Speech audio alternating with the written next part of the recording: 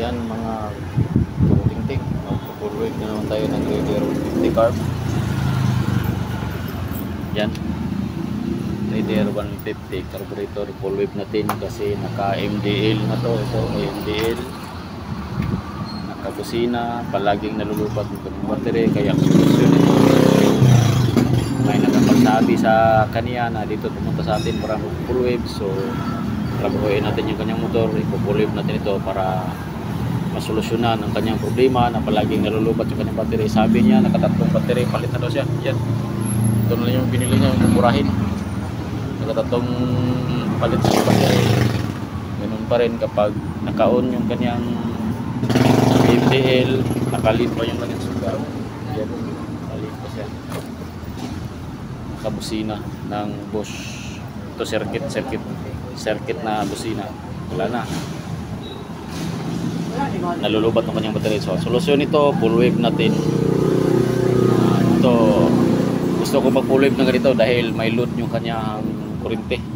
May gumagamit. Pero sa standard, mas maganda pa rin yung standard na regulator kapag wala kayong kinabit. Okay namin rin yung standard. Importante dito mga kabuting-ting, kailangan malaman natin kung ano yung wire na nakalagay dito at kung ano yung function. Yung wire na may puti at saka yellow, ito yung sa ating light coil, yung ating yellow, at saka yung puti, ito yung ating charging system. So dito yan kakunik sa dalawa dito. Itong dalawa na wire, ito yan. Saka itong dalawang wire na green at saka stripe blue at saka blue ng stripe na white, ito yung sa ating pulser, dito yan kakunik. So yung ating pulser, hindi na natin yan gagalawin. Ang gagalawin na natin itong ating stator coil. Yung ating stator coil ng ating Raider 150 pala ay naka-floated ground. Yung ground niya dito mismo sa kanyang core, sa body ng ating core, itong kanyang buong stator coil. So ang gagalawin natin dito, tanggalin natin yung nakahinang na magnetic wire sa ating yellow wire. Yung yellow, tatanggalin din natin yung wire dito sa ating ground kasi ito yung ground ng ating coil.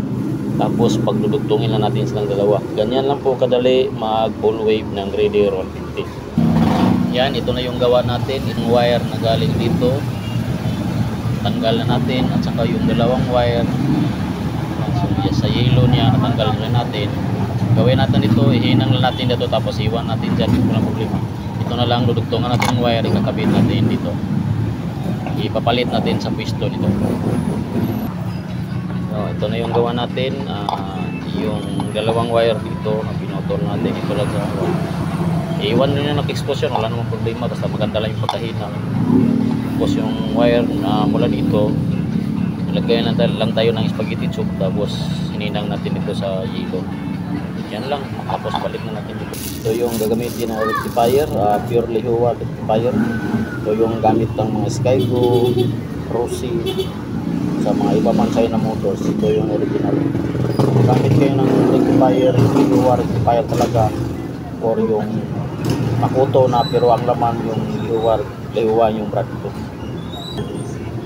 Lehua rectifier. Makikita naman natin dito na totoo talaga sa China. So ganito na yung gagawin natin. Putulin natin to.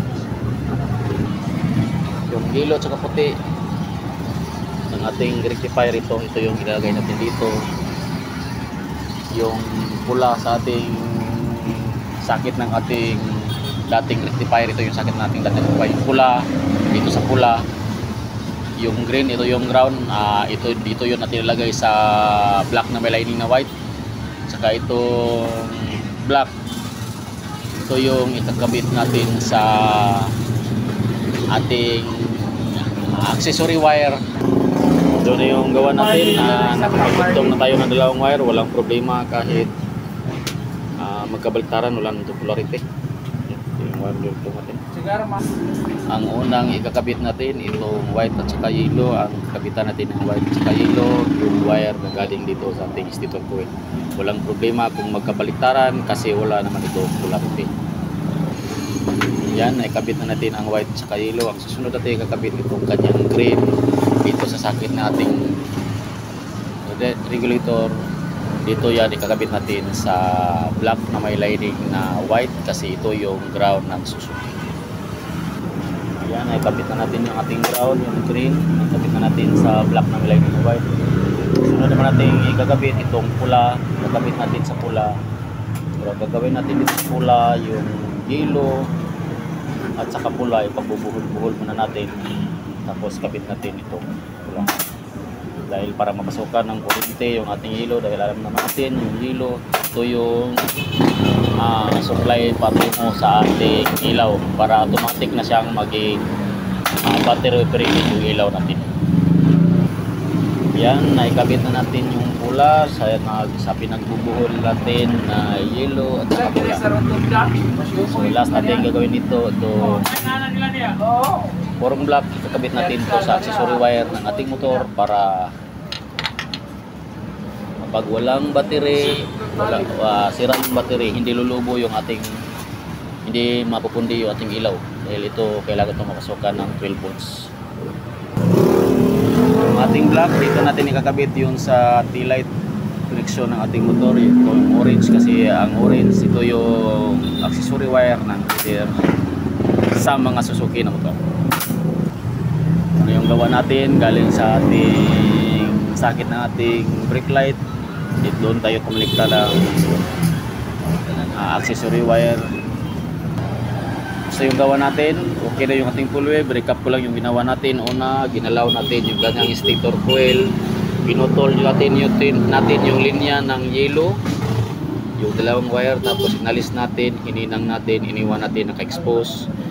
Yung starting ng ating rewind, yung ground, pinutol din natin. Tapos pinagapang natin doon sa tinanggalan natin ng wire sa yellow, doon natin ipinasok yung ating ground para magiging full wave. So tapos na po dyan, naglagay tayo ng wire sa connection niya dito sa kanyang sakit. So ito na yung yellow at saka puti na galing sa ating sakit. Ito yung connected sa ating rectifier, dito rin sa yellow na white. Ang green, ito yung ating ground sa black na may lining na white.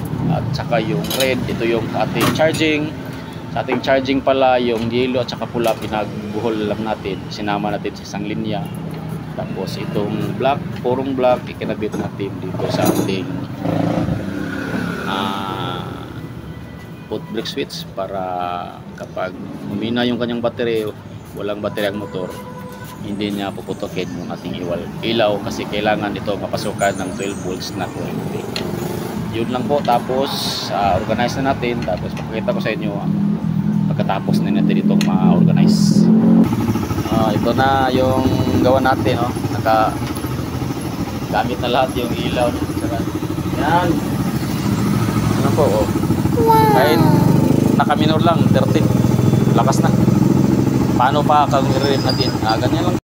Hanggang dito na lang po ang ating video. Maraming salamat po. Paki-follow, like, share, and subscribe naman po kung nagugustuhan niyo ating video. Maraming salamat po at God bless sa ating lahat. Paalam!